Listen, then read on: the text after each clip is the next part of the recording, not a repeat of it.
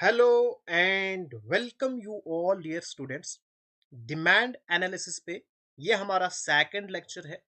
अगर आपने first lecture नहीं देखा है, सबसे पहले उसको जरूर देखिएगा।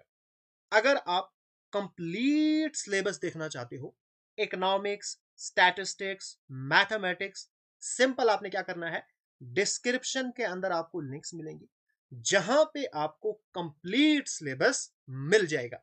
यहाँ पे हम बहुत ही इजी लैंग्वेज में एक एक कॉन्सेप्ट आपको मैं समझा रहा हूं। अगर आपको पीडीएफ्स के रिलेटेड कोई भी इंफॉर्मेशन चाहिए तो यहाँ आप व्हाट्सएप पे टेक्स्ट कर सकते हो। अगर आपको जॉब्स के रिलेटेड कोई भी इंफॉर्मेशन चाहिए, इन लेक्चर्स के रिलेटेड बाकी सारे अपडेट्स अगर आपको चाहिए, टेलीग्राम पे जाओ, वहां पे सर्च करो मलिक ट्यूटोरियल ऑफिशियल, उसको ज्वाइन करो। वहां पे आपको सारी अपडेट्स एंड इंफॉर्मेशन मिल जाएगी। हम डिमांड के बारे में पढ़ रहे थे। लास्ट टाइम हमने पढ़ा था what is demand. Demand is a Dzire. Demand क्या है? एक डिजायर है जहां पे एबिलिटी है, आपकी उतनी एबिलिटी होनी चाहिए, उस चीज को आप खरीद सकते हो, यानी परचेजिंग पावर होनी चाहिए। और दूसरी चीज विलिंगनेस टू स्पेंड। आप विलिंग भी होने चाहिए कि आप वो पैसा स्पेंड करो। अगर आप स्पेंड ही नहीं करोगे, आप कमीनापन दिखाओगे, तो तब हम उसको डिमांड नहीं कहेंगे। तो demand it is a desire, but ability to buy and willingness to spend. आज हम पढ़ने वाले हैं law of demand. The law of demand was stated first by Augustine Carnot. Augustine Carnot ने in the year 1838 में law of demand को explain किया था, लेकिन बाद में एलॉबरेट इसको किया है अल्फ्रेड मार्शल ने। अब लॉ ऑफ डिमांड कहता क्या है? Other things being equal, other things मतलब other determinants of demand, price के अलावा जो एक कॉमोडिटी है उसकी जो अपनी प्राइस है, उसके अलावा जितने भी डिटर्मिनेंट्स ऑफ डिमांड है उनको हम अदर थिंग्स कहते हैं या सिट्रस पैरिबस। ठीक है। अब ये किस लैंग्वेज का है ये आपने कमेंट करके जरूर बताना है। मैंने बोला था डैश डैश फ्रेज है ये, तो कौन सी लैंग्वेज का है ये आपने जरूर बताना है। ठीक है। when the price of a good rise, जब भी किसी भी कॉमोडिटी की प्राइस इंक्रीज होती है तो उसकी जो क्वांटिटी डिमांडेड है वो डिक्रीज होती है, और जब प्राइस कम होती है तो डिमांड इंक्रीज होती है। इस इनवर्स रिलेशनशिप को हम कहते हैं लॉ ऑफ डिमांड। अब लॉ ऑफ डिमांड में क्या है, इसकी एजम्पशंस क्या है? इसकी एजम्पशंस हैं, यानी ये सारी चीजें जो अदर थिंग्स हैं ये इक्वल रहे। इक्वल मतलब कांस्टेंट, यानी income of a consumer fix है, no change. Price of related goods no change. Taste and preference remain unchange. Future के बारे में कोई एक्सपेक्टेशन नहीं है। और सबसे बड़ी चीज, कंज्यूमर रैशनल होना चाहिए, उसके अंदर दिमाग होना चाहिए, उसके अंदर एक कैपेसिटी होना चाहिए सोचने की। अगर वो पागल है तो उसको फिर ये सब चीजें कोई भी पता नहीं होगी, फिर वहां पे लॉ ऑफ डिमांड फेल हो जाएगा। एवन की पूरी इकोनॉमिक्स वहां पे फेल हो जाएगी। अगर एक कंज्यूमर हो या प्रोड्यूसर हो वो रैशनल नहीं होगा। यहां पे मैंने बताया है प्राइस आपके पास 5 रुपए है, आपने 100 यूनिट्स डिमांड किया। जो ही प्राइस कम हो गई आपने डिमांड बढ़ा ली, फिर कम हो गई, फिर डिमांड बढ़ाई, फिर कम हो गई, फिर आपने डिमांड बढ़ाई, फिर कम हो गई, और आपने 600 यूनिट्स तक डिमांड किया। तो यहां से आपने क्या देखा? There is inverse relationship between price and quantity demanded. Price कम हो रही है, आपकी डिमांड बढ़ रही है। जो ही प्राइस बढ़ेगी तो आप डिमांड कम करोगे। यहां पे देखो, आपकी प्राइस थी 5 यूनिट्स, आपने 100 यूनिट्स डिमांड की। जो ही प्राइस कम हो गई तो आपने डिमांड बढ़ा लिया, यहां से आगे हो गई। फिर प्राइस कम हो गई, फिर आपने डिमांड को इंक्रीज किया। यहां पे प्राइस कम हो रही है, कम हो रही है, आप डिमांड आगे करते जा रहे हो, तो ये आपके पास डिमांड करो है। कैसी डिमांड करो है? डाउनवर्ड स्लोपिंग, एंड स्लोप कैसा है? Negative sloping. ठीक हो गया। वाई द डिमांड करो स्लोप्स डाउनवर्ड? अभी हमने देखा, मैंने आपको बताया भी, जो हमारे पास डिमांड करो है ये डाउनवर्डिंग स्लोप है। क्यों ऐसा है? पहला reason, law of diminishing marginal utility. अब यूटिलिटी किसको हम कहते हैं? Utility is the want satisfying power of a commodity. एक कमोडिटी के अंदर जो ताकत होती है जिससे आपकी वांट सेटिस्फाई होती है। आपको भूख लगी, आपके पास एक पत्थर है, दूसरा एप्पल है, बताओ क्या खाओगे? एप्पल खाओगे ना, क्योंकि एप्पल के अंदर वो कैपेसिटी है आपकी वांट को सेटिस्फाई करेगी। आप पत्थर नहीं खाओगे, मट्टी नहीं खाओगे, ठीक है, बाकी कोई चीज नहीं खाओगे, आप खाओगे एक एप्पल। यानी एप्पल के अंदर यूटिलिटी है, आपकी जो वांट है उसको सेटिस्फाई करेगा। ठीक है। अब law of diminishing marginal utility क्या कहता है? When a consumer buys more and more unit of goods, the satisfaction from each new unit decrease. अब देखो, आप एक शोरूम के अंदर गए, आपने एक शर्ट खरीदी, बहुत ही मजा आ गया, यानी यहां से जो सेटिस्फेक्शन डिराइव हुई वो बहुत थी। फिर आपका मन हुआ एक और शर्ट खरीदूंगा, ठीक है, थोड़ी सी सेटिस्फेक्शन कम होगी, फिर खरीदोगे, फिर खरीदोगे, फिर खरीदोगे, फिर खरीदोगे, फिर खरीदोगे। जब आप 10 शर्टें खरीदोगे, क्या उसके बाद आपको फिर मन करेगा मैं शर्ट खरीदूंगा? नहीं, फिर कहोगे यार बहुत हो गया, छोड़ो। यानी जो पहली शर्ट में आपके अंदर जो सेटिस्फेक्शन मिली थी वो दूसरी शर्ट से नहीं मिली, फिर कम हो गई, फिर कम हो गई। यानी एवरी एडिशनल यूनिट, जो सेटिस्फेक्शन वहां से आ रही थी, जो यूटिलिटी आ रही थी, वो खत्म हो गई। यही कहता है law of diminishing marginal utility. जो ही एक कंज्यूमर ज्यादा से ज्यादा गुड्स खरीदता है, the satisfaction from each new unit decreases. हर एक नए यूनिट के लिए जो सेटिस्फेक्शन है वो कम है। जब सेटिस्फेक्शन ही कम होगी तो आप कम से कम प्राइस देना चाहोगे। ठीक है, यहां पे तो आप 100 रुपए दिया, फिर आप सोचोगे यार ये शर्ट अगर मुझे 10 ही रुपए में मिल जाती ना, तब मैं खरीद लेता। नेक्स्ट शर्ट, अच्छा अगर ये मैं 5 ही रुपए की मुझे मिलती तब मैं खरीदा। यानी हर एक नई चीज के लिए जब आपकी यूटिलिटी कम होगी तो आप कम से कम प्राइस उसके लिए देना चाहोगे। तो ये भी एक रीजन है डिमांड करो स्लोपिंग डाउनवर्ड। दूसरा हमारे पास है इनकम इफेक्ट। अब देखो इनकम इफेक्ट क्या कहता है? जब प्राइस कम होती है, जो रियल परचेजिंग पावर है वो इंक्रीज होती है। जब ये इंक्रीज होगी तो आप ज्यादा चीजें खरीदोगे। जैसे आपकी जो इनकम है ना, वो 1000 रुपए फिक्स है, या 100 रुपए मान के चलो। अब आप कोई चीज खरीद रहे हो तो वो आपको मिल रही थी 50 रुपए की, 50 रुपए की आपने दो चीजें खरीदी, ठीक है। अब इनकी कीमत हो गई सिर्फ 25 रुपए। अब मुझे बताओ आप क्या करोगे? आप चार खरीदोगे, यानी अब आपके पास ज्यादा पैसा बचेगा। अगर आप दो ही खरीदोगे 50 रुपए आपको बचेंगे, यानी आपको फील होगा कि आप अमीर हो गए। पहले सिर्फ दो चीजें आती थी, अब मुझे चार चीजें आ रही हैं। तो जो जब भी प्राइस कम होती है तो जो परचेजिंग पावर है वो इंक्रीज होती है। अब आप ज्यादा चीजें खरीद सकते हो, ठीक है। जैसे पहले एप्पल है, ऑरेंज है, और बाकी कोई चीज है। पहले आप सिर्फ एप्पल खरीदते थे, अब एप्पल भी खरीद सकते हो, ये भी खरीद सकते हो, ये भी खरीद सकते हो। जब प्राइस कम होगी तो रियल परचेजिंग पावर बढ़ेगी, तो ओवरऑल जो डिमांड है वो भी इंक्रीज होगी। फिर हमारे पास है सब्सटीट्यूशन इफेक्ट। अब सब्सटीट्यूशन इफेक्ट क्या कहता है? When the price of a good fall, जब भी एक कमोडिटी की प्राइस कम हो जाएगी, ये क्या हो जाती है? Cheaper than other good. अब देखो, ये आपके पास दो कमोडिटी है, ये है टी, ये है कॉफी। दोनों आपको मिल रही हैं 5 रुपए की, ये भी 5 रुपए की, ये भी 5 रुपए की, ठीक है। कुछ जो है टी खरीद रहे, कुछ कॉफी खरीद रहे।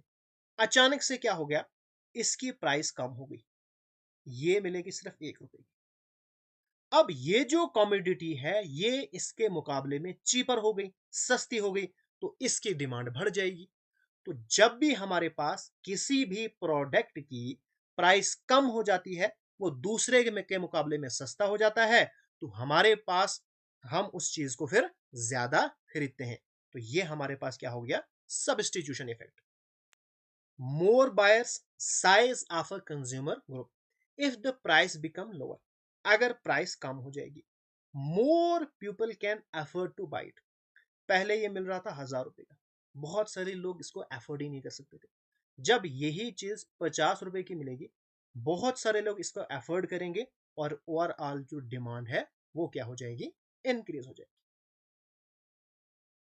तो ये थे हमारे पास कि जो डिमांड करो है वो डाउनवर्ड स्लोपिंग क्यों है। नेक्स्ट अब हम पढ़ेंगे exceptions to the law of demand. क्या मतलब इसका? एक्सेप्शंस मतलब जो हमारे पास लॉ ऑफ डिमांड कहता है, यानी प्राइस बढ़ी तो डिमांड कम हो गई, प्राइस कम तो डिमांड ज्यादा। ये एक्सेप्शंस कहती हैं कि कुछ हमारे पास चीजें ऐसी हैं जो इस लॉ ऑफ डिमांड को फॉलो नहीं करती।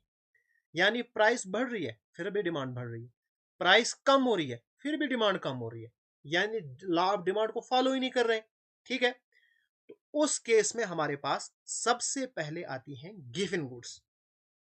अब गिवन गुड्स क्या है? गिवन goods are types of inferior goods. Inferior goods हमारे पास है, उसी की एक टाइप है गिवन गुड। ठीक है, they are staples for every poor consumer.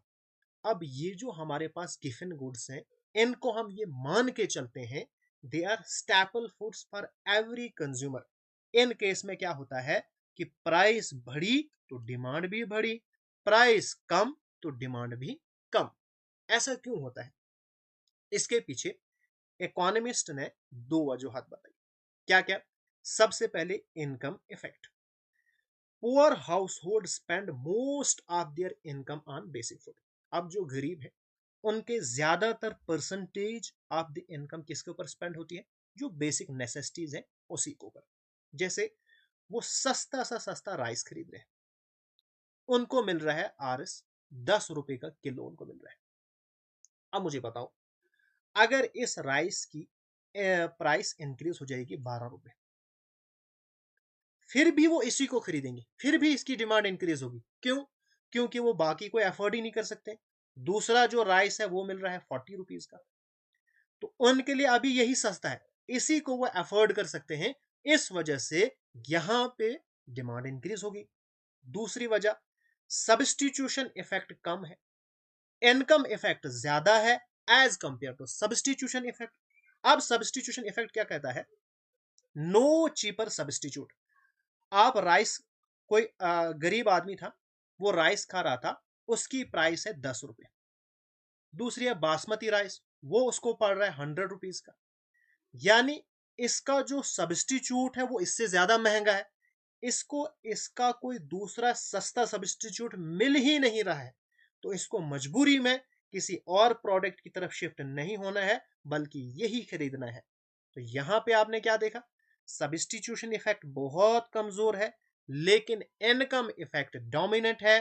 तो in case of given goods आपने याद रखना है, income effect is greater than substitution effect. कभी कभार डायरेक्ट ये जो रिजल्ट है एग्जामिनेशन में पूछा जाता है कि गिवन गुड्स के केसेस में इनकम इफेक्ट ज्यादा है कम है, वो यहां पे मैंने आपको बता दिया। वेबलिन गुड्स, इन्हीं को हम कहते हैं Prestige good, articles of distinction, या लक्जरी गुड, या स्टेटस गुड्स। अब ये ऐसे गुड्स होते हैं जिनको हम सिर्फ इसी वजह से खरीदते हैं because they are status symbol. इससे है फेल होता है कि हम अमीर हैं। जैसे शादियों के अंदर क्या खरीदते हैं? गोल्ड। आपने आज तक कोई देखा जिसने लोहे का हार बनाया होगा अपनी दुल्हन के लिए? नहीं। क्यों? क्योंकि वो लक्जरी गुड नहीं है, वो स्टेटस सिंबल नहीं है। ठीक है, अगर कल को जो गोल्ड है ना उसकी प्राइसेस भी लोहे की तरह हो जाएंगे ना, फिर हम वो चीजें नहीं खरीदेंगे। हम कुछ चीजों को सिर्फ इसीलिए खरीदते हैं बिकॉज उस वजह से हमारी जो स्टैंडर्ड ऑफ लिविंग है वो थोड़ा हाई हमें फील होता है, एज अ स्टेटस सिंबल है। ठीक है, जैसे डिजाइनर बैग्स है, लक्जरी कार है, एक्सपेंसिव ज्वेलरी है, जैसे आईफोन है, सिर्फ इसीलिए खरीदते हैं कि दिखाने के लिए है। अगर वो दिखाने के लिए होगा ही नहीं, उसकी प्राइस 1 रुपये या 2 रुपये या 1000 2000 हो जाएगी, फिर हम वो चीज नहीं खरीदेंगे। ठीक है, तो इन केस ऑफ जहां पे भी लॉ ऑफ डिमांड फेल होता है, तो फिर वहां पे जो डिमांड करो है वो upward sloping, positive slope from left to right की तरफ होता है। ठीक है, इसी तरह से हमारे पास नेसेसिटी गुड्स है। Necessity goods whose demand remains constant regardless of price change। जो नेसेसिटी गुड्स है उसकी प्राइस क्या है, कोई फर्क नहीं पड़ता। साल्ट है, साल्ट अगर आपको 2 रुपए का मिलेगा, क्या आप बहुत सारा नमक खरीदोगे और खाओगे? नहीं। अगर यही पैकेट 100 रुपए का हो जाएगा, फिर भी आप उतना ही खाओगे। यानी जो भी नेसेसिटी गुड्स है उनका भी प्राइस का यहाँ पे इम्पैक्ट नहीं होता है। यहां पे भी लॉ ऑफ डिमांड फेल हो जाता है। फियर ऑफ शॉर्टेज, आपने देखा होगा रिसेंटली जब जंग का माहौल बना था, तो फिर लोग ये नहीं देखते हैं कि ये कॉमोडिटी हमें सस्ती मिलेगी, महंगी मिलेगी, यहाँ पे प्राइस कम होगी, ज्यादा है, नहीं। उस टाइम पे फटाफट से खरीदते हैं, because they expect shortage of a commodity. उनको लगता है कि आगे ये चीज हमें नहीं मिलने वाली है, अभी जितनी प्राइस पे मिलेगी, जो मिलेगा हमें खरीदना है। तो in case of fair and shortage फिर लॉ ऑफ डिमांड वर्क नहीं करता है। और चौथा, और ये जो है सबसे ज्यादा आजकल चल रहा है, इवन की पढ़ाइयों में भी ये चल रहा है, ignorance. Sometimes the quality of commodity is judged bye it's price. अगर मैं किसी चीज की प्राइस कम रखूंगा ना, तो फिर वो नहीं है, फिर वो ओरिजिनल नहीं है, वो फिर 100% डुप्लीकेट ही होगा। इवन की कोचिंग में ये हो रहा है, आपने देखा होगा बहुत सारे ऐसे टीचर हैं जो थोड़ा शुरुआत के अंदर आपको इंग्लिश में बात करेंगे, उनके पीछे बहुत ही जबरदस्त प्रोजेक्टर है, थोड़ा सा अच्छा एडवर्टीजमेंट है, तो आप लोगों को लगता है कि यार ये बहुत अच्छा पढ़ाता होगा। उसका कंटेंट कोई देखता ही नहीं है, सिर्फ वहां पे क्या देखा जाता है कि इसकी प्राइस हाई है, वो आपको चार्ज कर रहे हैं 10 10 हजार 20 20 हजार कोर्स का चार्ज कर रहे हैं। जितना ज्यादा वो फी चार्ज करेगा, आपको लगेगा कि यहाँ पे जो स्टडी मटेरियल है वो बहुत ही जबरदस्त है। खास करके कश्मीर के अंदर आप अगर देखोगे ना, तो जब तक ना आप ज्यादा फी रखोगे, तब तक आपके पास पढ़ने के लिए कोई भी नहीं आएगा। जितने भी बड़े बड़े स्कूल हैं वो सिर्फ इसी वजह से चलते हैं, क्योंकि वहां फी ज्यादा है। जिस दिन वो फी कम करेंगे ना, तो देख लेना उन स्कूल्स के अंदर कोई भी नहीं जाएगा। तो फिर यहाँ पे लॉ ऑफ डिमांड बेचारा फेल हो जाता है। जब इग्नोरेंसी है, एक कॉमोडिटी को जज किया जाता है प्राइस के ऊपर। अच्छा, प्राइस कम है, 100% डुप्लीकेट है, प्राइस बहुत महंगा है, 100% ओरिजिनल है, तो फिर यहाँ पे लॉ ऑफ डिमांड बेचारा क्या ही करेगा। नेक्स्ट अब हम पढ़ने वाले हैं change in quantity demanded and change in demand. आमतौर पर हम इन दोनों को एक दूसरे की जगह इस्तेमाल करते हैं, लेकिन जब आपको फोकस दिया जाए, यही दो ऑप्शन आपके एग्जामिनेशन में हो, फिर यहां पे आपको डिफरेंशिएट करना बहुत ही ज्यादा जरूरी है। आमतौर पर हम उतना नहीं देखते हैं, लेकिन जब फोकस हो, फिर यहां पे आपको अच्छे से माइंड में पता होना चाहिए क्वांटिटी डिमांडेड क्या होता है एंड चेंज इन डिमांड क्या होता है।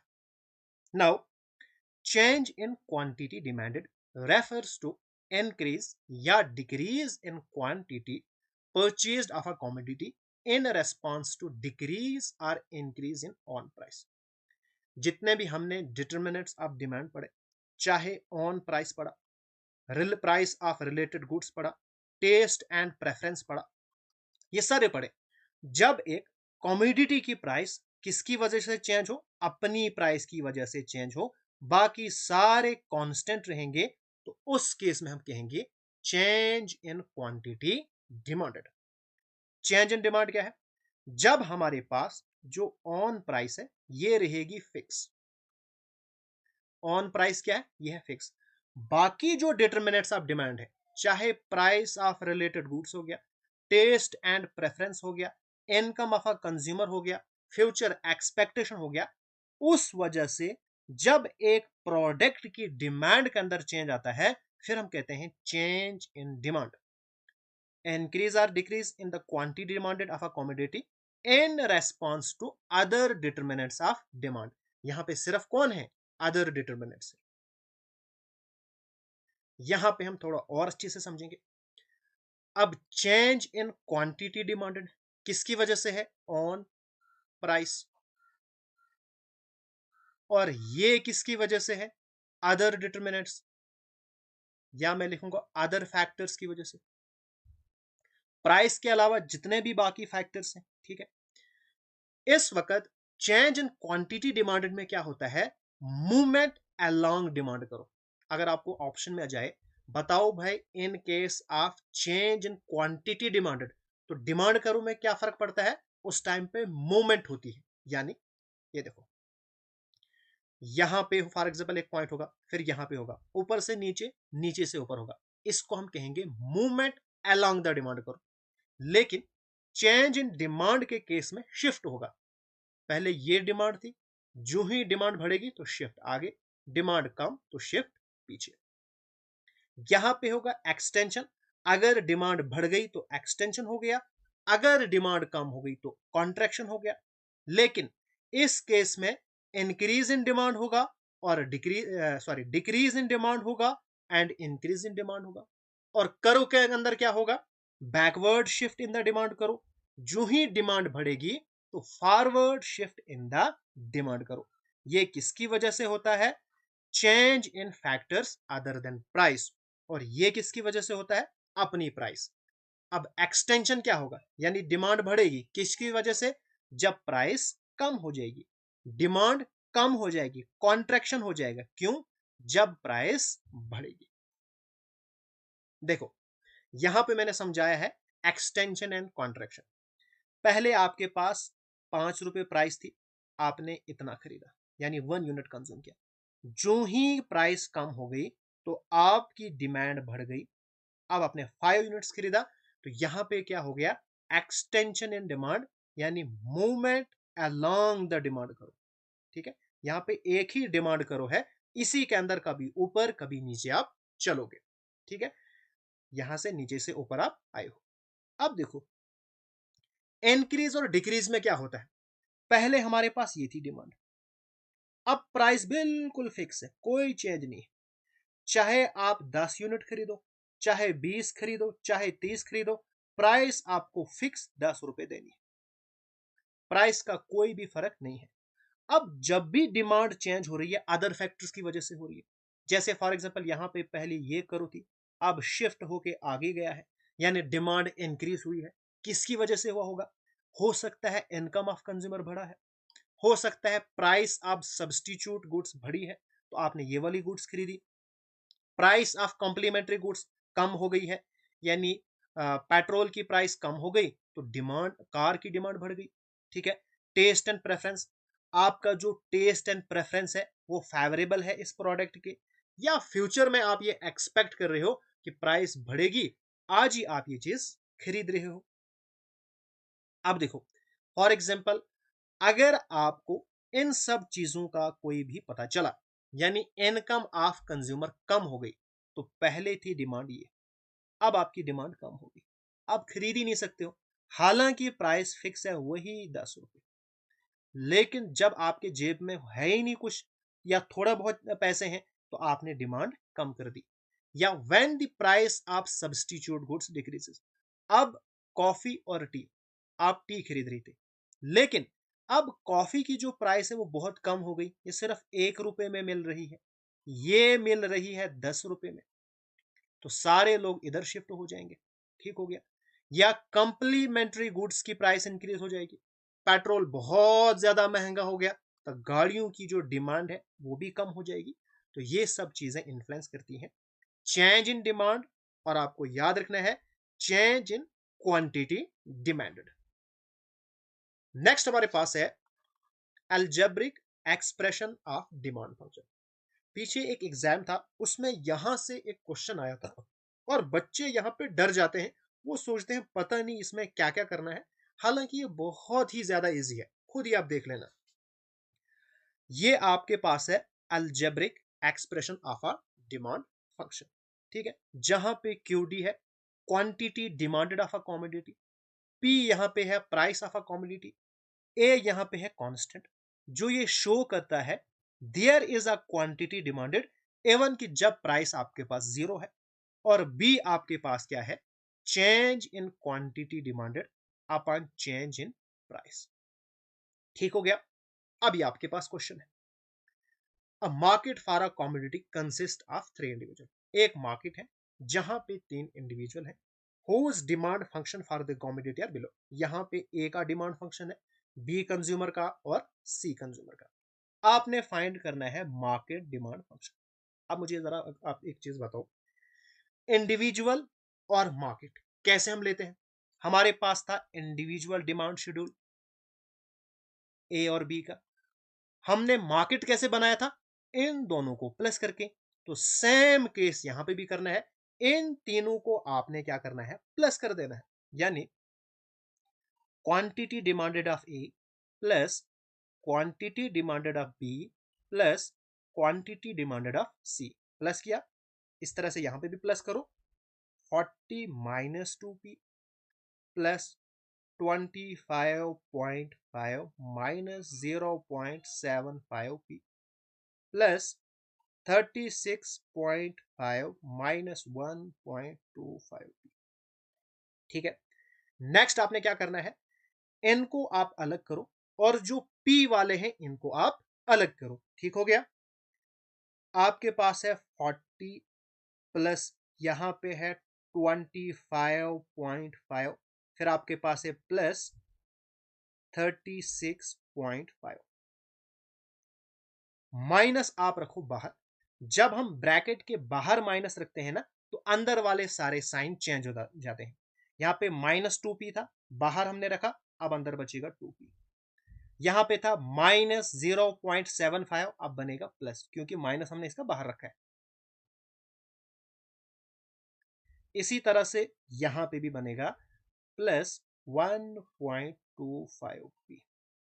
करो इनको प्लस, 40 प्लस 25.5 प्लस 36.5, ये आपके पास बनेगा 102, माइनस इन तीनों को करो प्लस, आपके पास बनेगा 4p।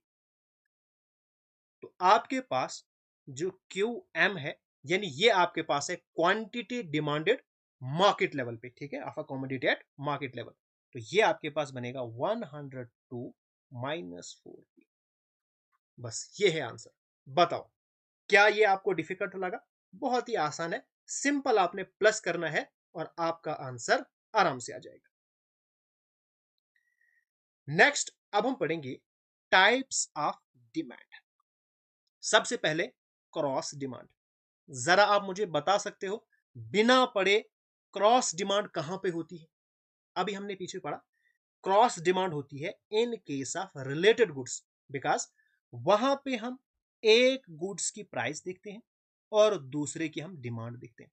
जैसे price of a T increase हो गई, तो उसका जो सब्सटीट्यूट कॉफी था उसकी डिमांड इंक्रीज हो गया, in case of substitute goods. Petrol की प्राइस बढ़ गई, आपने गाड़ियां खरीदना कम कर दिया, तो in case of complementary goods. तो ये हमारे पास क्या हो गया, क्रॉस डिमांड। अब है कंप्लीमेंट्री या ज्वाइंट डिमांड। ज्वाइंटली यानी जिनको हम दोनों इकट्ठा डिमांड करते हैं, जैसे शू एंड शू पॉलिश, ठीक है, पेन एंड इक, कार एंड पेट्रोल, दोनों को आपने क्या किया, एक साथ डिमांड किया, तो ये आपके पास क्या हो गया, ज्वाइंट डिमांड हो गया। अब है कंपोजिट डिमांड। कंपोजिट डिमांड क्या कहता है, जब आप एक सिंगल कॉमोडिटी खरीदते हो और उसके बहुत सारे यूजेस हैं, जैसे मिल्क, ठीक है, आपने 10 केजी मिल्क खरीदा और रखा अपने घर के अंदर। अब आपको चाय बनानी है, क्या आप कोई और मिल्क खरीदोगे? नहीं ना, इसी मिल्क से आप चाय बनाओगे। आपको पीना है, यही मिल्क पियोगे। आपको स्वीट्स बनाने हैं, तो यही आप यहां पे भी इस्तेमाल करोगे। कर्ड बनानी है, घी बनाना है, बटर बनाना है, यानी सिंगल प्रोडक्ट और उसके मल्टीपल पर्पस। नेक्स्ट है डायरेक्ट या ऑटोनोमस डिमांड। वो डिमांड जो किसी के ऊपर इंपैक्ट नहीं है, जैसे आपको मूवी देखने जाना है, क्या आप कोई चीज और चीज देखोगे? नहीं। मूवी जाने देखना है तो सिंपल आपने टिकट खरीदी, यानी आपने टिकट की डिमांड की और आप चले गए। This arises when a commodity is demanded for its own सेक, अपनी सेक के लिए उसको हम करते हैं, उसको हम कहते हैं डायरेक्ट या ऑटोनोमस डिमांड। फिर हमारे पास है इनडायरेक्ट डिमांड या डिराइव्ड डिमांड। किसको कहते हैं? refers to the demand for a goods or factors of production that arises not for direct consumption, जिसको हमें कंज्यूम डायरेक्ट करना ही नहीं है, but because it is needed to produce some other goods, इसकी जरूरत इसलिए है कि हमें कोई और चीज बनानी है। जैसे स्टील। आप मुझे बताओ, आपकी एक फैक्ट्री है, आपने स्टील मंगवाया, क्या आपको खाना है या घर लेना है? नहीं, क्योंकि आपको गाड़ियां बनानी है ना। इन गाड़ियों की वजह से इस स्टील की डिमांड बनी, यानी car is the reason for the demand of steel. तो ये क्या हो गया? Derived demand. अब आपको प्रोडक्शन करनी है, आपको फॉर एग्जांपल बिस्किट बनाने हैं, उसके लिए आपको लेबर चाहिए। तो किसकी वजह से आपको लेबर की जरूरत पड़ी? यानी प्रोडक्शन की वजह से आपको लेबर की जरूरत पड़ी। आपको कपड़े बनाने हैं, कपड़ों की वजह से आपको कॉटन की जरूरत पड़ी। अगर आप कपड़े नहीं बनाओगे, कॉटन आप खरीद के रखोगे नहीं ना। तो this is called derived demand. आज का लेक्चर यहीं पे हम खत्म करेंगे। अभी इस टॉपिक में हमें कुछ और पढ़ना है, उसको हम नेक्स्ट लेक्चर में कंटिन्यू करेंगे। एक रिक्वेस्ट है, अगर ये लेक्चर आपको पसंद आया, इसको लाइक कीजिएगा, कमेंट में आप मुझे जरूर बताइएगा। कोई भी आपका डाउट रहा वो भी आपने कमेंट करके मुझे पूछना है। और अभी तक अगर आपने मेरे चैनल को सब्सक्राइब नहीं किया है तो सब्सक्राइब जरूर कीजिएगा।